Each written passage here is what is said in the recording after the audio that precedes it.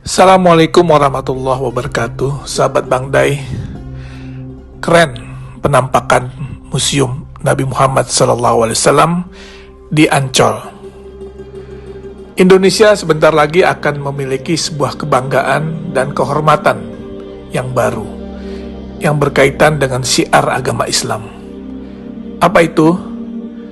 Museum Internasional Sejarah Nabi Muhammad SAW dan Peradaban Islam di Jakarta, tepatnya di pantai timur Ancol, yang akan menjadi oase bagi seluruh masyarakat Indonesia, terutama kaum muslimin, di dalam menggali lebih dalam bagaimana perjalanan hidup Rasulullah SAW.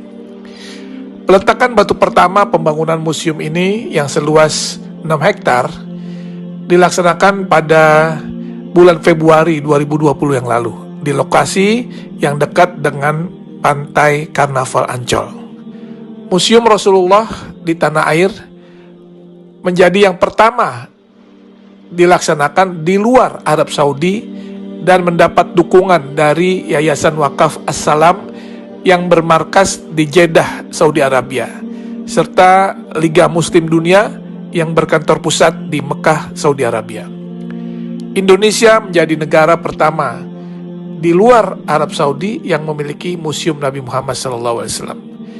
Ini adalah sebuah kehormatan, sekaligus kebanggaan, dan tentunya menjadi amanah bagi rakyat Indonesia yang mayoritas Muslim karena mendapat kepercayaan untuk membangun dan memiliki Museum Rasulullah. Museum Rasulullah ini terdiri dari 2 lantai dengan total luas bangunan mencapai 10.000 meter persegi. Selain ruang pameran yang berisi benda-benda bersejarah dan peradaban Islam, di dalam komplek museum ini juga terdapat auditorium, masjid, dan lapangan luas untuk kegiatan agama serta kegiatan manasik haji. Kalau nanti kita lihat isi di dalam museum ini, tak hanya berisikan hadis-hadis yang menceritakan kisah dan perjalanan hidup Nabi SAW, sehingga masyarakat bisa mempelajari dan mengambil contoh teladan beliau semasa hidupnya, tetapi juga kisah-kisah fenomenal di dalam perkembangan Islam, seperti sejarah Isra Mi'raj, perjalanan hijrah Nabi, hingga maket kota Mekah dan Madinah di zaman Rasulullah hingga era sekarang.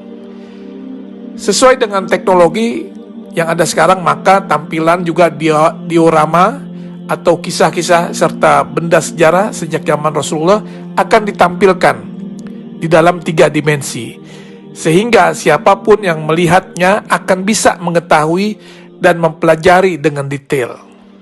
Dan juga nanti di museum ini akan ada naskah, manuskrip, literatur, hingga benda-benda bersejarah yang berhubungan dengan Rasulullah SAW serta peradaban Islam yang tersaji di dalam museum tersebut, yang merupakan hasil dari pengumpulan yang dilakukan selama 14 tahun oleh Yayasan Wakaf As-Salam.